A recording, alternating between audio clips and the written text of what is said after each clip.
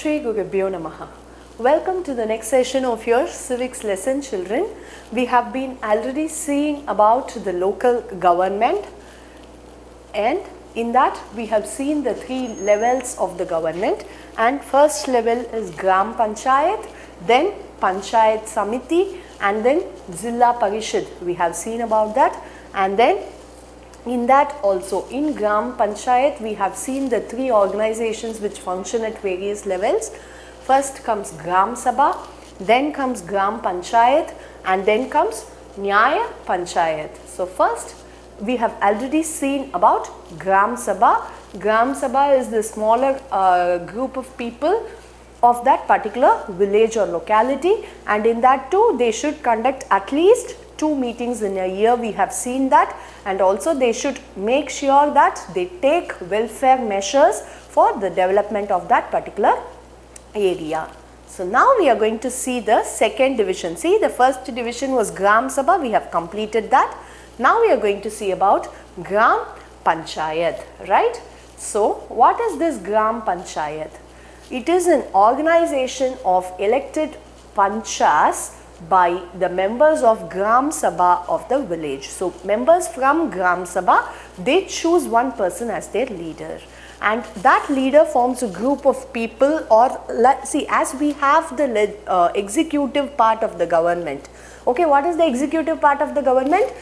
Chief Minister or Prime Minister along with the Council of Ministers forms the executive part of the government. So this Gram Panchayat is similar to that, a person for that particular village alone. Okay, so the executive is for central government and state government, but when it comes to local government, it is Gram Panchayat. Okay, so a group of people to take care of that entire area. We call them as the people from Gram Panchayat. So first what we are going to see, this Gram Panchayat is the executive body of Gram Sabha. Okay, so Gram Sabha is the basic level, and this Gram Panchayat is the executive body. Then the members of Gram Panchayat are elected by the members of the Gram Sabha for a period of 5 years. This is also similar to that of government. So any election for that matter in our country, the period is for 5 years. The person whom we chose to be in power, they will rule us for 5 years. So the same way, the Gram Panchayat members are being elected by the members of Gram Sabha, and that is for the period of 5 years. And then the number of Gram Panchayat, so the number of members, okay. So see, for the state or central level elections, we have constituencies which is divided based on the population, and from that, for one constituency, one person will be an MLA. The same way for national level elections, that is the central elections, there will be one person who is MP. We call MLA and MP. The same way, based on the village size or population, the members of this Gram Panchayat will vary. It can be from 7, the minimum should be 7, and the maximum can be up to 17. So the number of members of the Gram Panchayat vary between 7 and 17. From 7 up to 17, it can be in any number. Okay, so it is all based on the size of the village. Now, the head of this Panchayat, okay, the head of Gram Panchayat is known as Sarpanch. Sarpanch, and this, as we have in the election, okay, as we have in the normal election, there is a separate reservation for scheduled caste and scheduled tribes. The same way here also it is there, and then the minimum of 1/3 of the seats, Panchayat seats, are reserved for women. Do you remember that we have seen about this in equality and justice part of our previous civics lesson? Yes. So it is the government itself discriminates people based on their caste.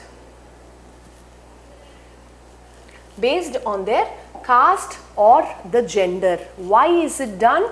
Because this is called as, do you remember this reservation and this scheduled caste and scheduled tribes? The same way for women. What is this discrimination called as? It is called as positive discrimination.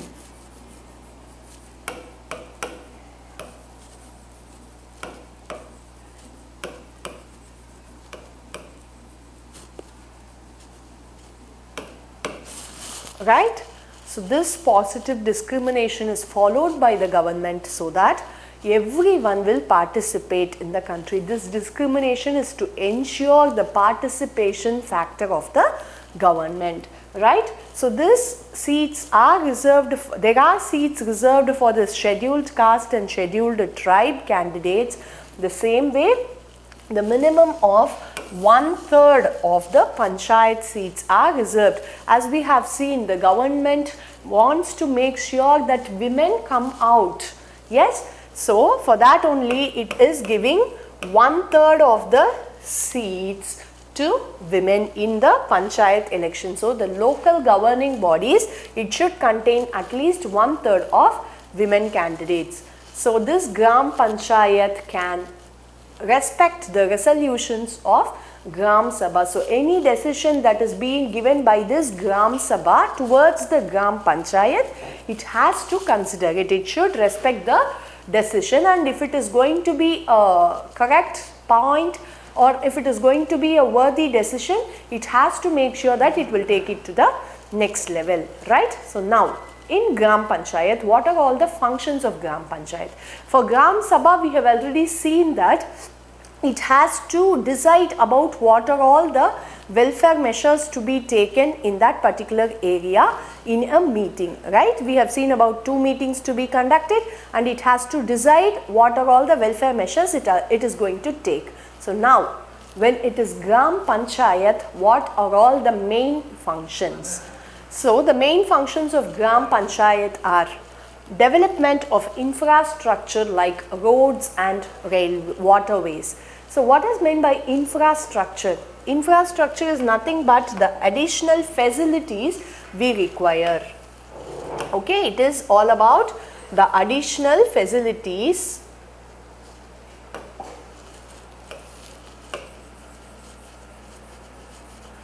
which we require to live in a particular area. See, without road or without a bus or train facility, how can we travel from one place to another? So all these facilities has to be given by the government, and for that Gram Panchayat should take steps. Okay, so infrastructure is all about that. Then it should ensure housing facilities for all, right? Everyone should have a house to stay. So that has to be taken care by this Gram Panchayat. Then improving agricultural and irrigation methods. So if a farmer is deprived of any facility, if a farmer is not having any particular facility, it has to help them so that their, see, agriculture is the main occupation in a village, right? Is there any IT company in a village? No. Agriculture is their main occupation. So the government has to make sure that, yes, the agricultural and irrigation facility is available for all the farmers in that particular locality, and then it should ensure clean drinking water.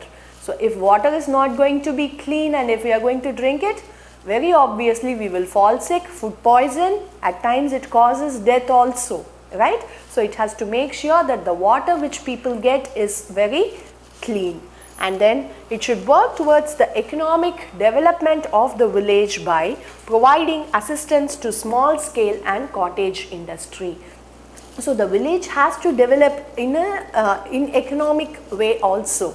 So for that, this Gram Panchayat should make sure that, right, the Gram Panchayat should make sure that it will provide assistance. Maybe with the help of the bank, it should arrange some loan so that a small industry, that is, it can, a very small scale industry. We would have heard of this women self-help groups. Yes, women together forms a group, and then they will start up some business at a smaller level. So those business has to be encouraged by this Gram Panchayat.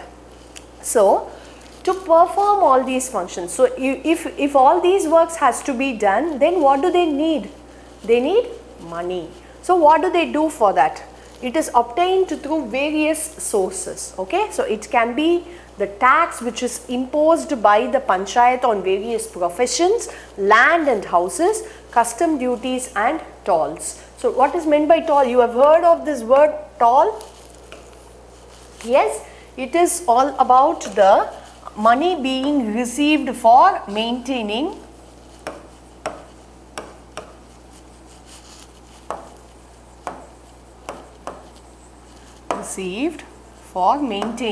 roads.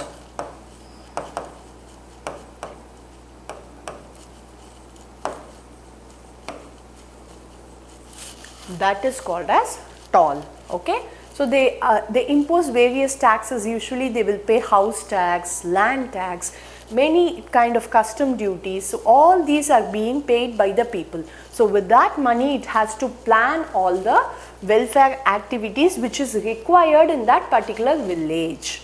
Then grants from the central and the state government or from the Zilla Parishad. So as I told you earlier, the amount which government gives, the state government or central government or even the district will allocate for a development of that particular area. Maybe if one particular area is very poor or there is no proper agricultural facilities, and when they request the government will surely give some amount. Okay, so that amount has to be utilized in a proper way. And then there are entertainment taxes imposed by the Panchayat, sub-taxes on transfer of immovable property and gifts. So properties, when we are transferring from one person to another, there are being taxes imposed.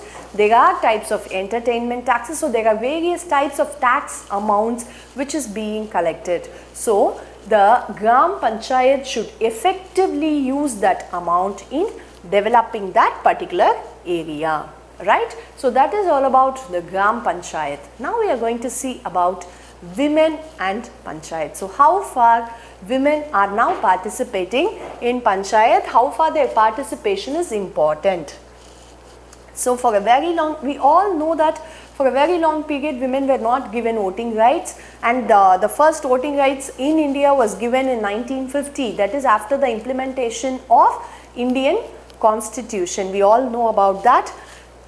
So women were denied the right to participate in political affairs. So in any political affairs they were not allowed to participate. That is, they cannot stand in the election, they cannot voice out their opinions in any political matters, and they cannot even vote in the elections. So all these put together forms the political affairs. So they were not allowed in any part of this political affairs. So after this Indian Constitution was implemented in 1950, voting rights was given to all, irrespective of caste or gender.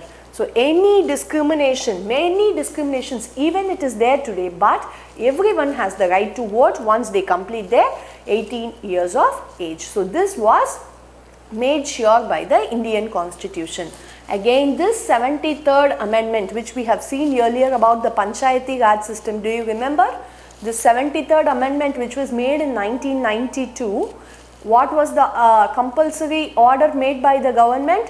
That Panchayati Raj system has to be followed throughout the country, right? The same way this amendment, what it made compulsory, that at least 1/3 of the seats in Panchayat is reserved for women. So this 1/3 allocation for women was done in 1992 only, right? And some states have even reserved 50% for women. So there are some states in our country itself where they give 50-50 chance for men and women equally, right? So what are all those states?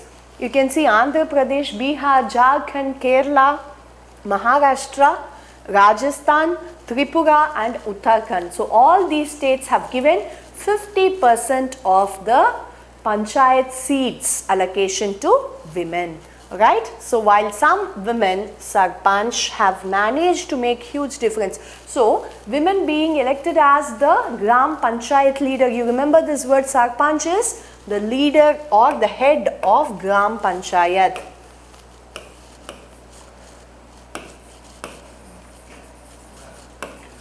Head of Gram Panchayat. So, while some women leaders, okay, these women sarpanch were able to make huge difference in their locality. They were women who were able to make huge difference in their villages. But the real situation, the reality is that many women are just being, yes, just a stand-in. They are just has to stand in the election because that particular area is for women. So they are just standing in either for their husband or for their son. So which means the actual power, they are controlling these women and they are just standing in the election and no decision is going to be taken by them. Right?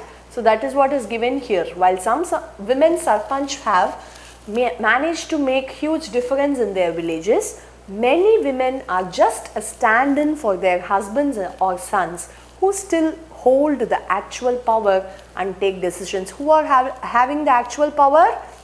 Their husbands or sons, which means they are just going to stand in the election, but they are not going to take any decision on their own. They are not allowed to take any decision on their own. So that is the reality in our country even today. So now we are going to see the final part of this Gram Panchayat. We have seen Gram Sabha, we have seen Gram Panchayat, and now we are going to see about Nyaya Panchayat. So the word Nyaya means justice. So that is what is all about this Nyaya Panchayat. So it is the judicial organ of Gram Sabha. Right? So then what is the judicial organ of state government? That is the highest judicial organ of state government. It is High Court. Then what about the central government? It is Supreme Court. And there are district courts also. We know about that already. So now for Gram Sabha there is a separate judicial organ and that is what we call it as Nyaya Sabha.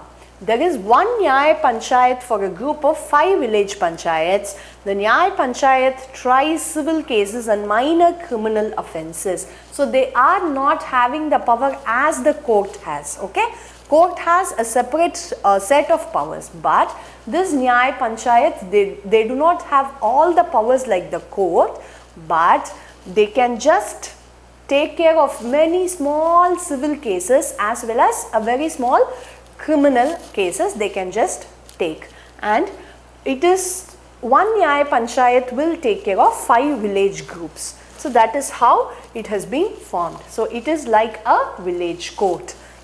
It provides speedy and inexpensive justice to the villagers, which means if we have to come to a court and file a case, we have to travel every time from a village to city. Yes, and it will take years for us to solve the case. But here we can get it solved very immediately and we are not going to spend much amount as we spend for the courts or lawyer, right? So this gives speedy and inexpensive justice. Inexpensive is nothing but cheaper justice. It investigates on minor cases like theft, dispute between individuals or families. So it takes up only very small cases. If the case is going to be bigger one, then it has to go to court, no other option.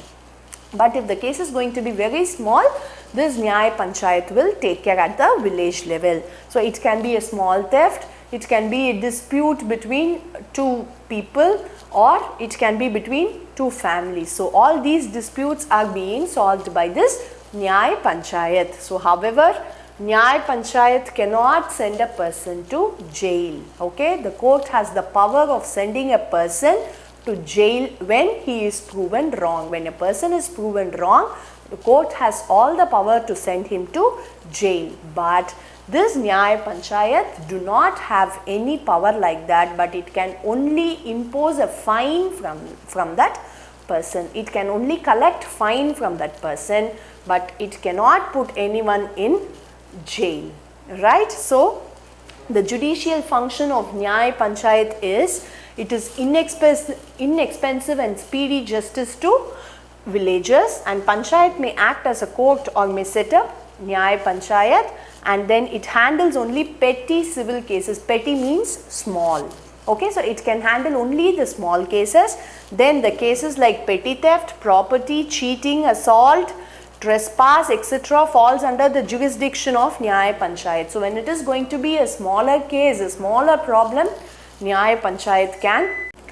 The cases like petty theft, property, cheating, assault, trespass, etc. falls under the jurisdiction of Nyaya Panchayat. So anything that is very small issue, a small problem alone is taken care by this Nyaya Panchayat. Then they have no power to imprison. As I told you earlier, they cannot send a person to jail, but they can only fine them, and that too up to an amount of ₹1,000. So 1,000 rupees alone they can collect as fine, amount not more than that, and also they cannot send a person to jail. So that is all about Nyaya Panchayat, and the lesson is over, children. Just remember, we are celebrating a day, National Panchayati Raj Day, on 24th April every year. Yes, thank you. Shri Gurubhyo Namaha.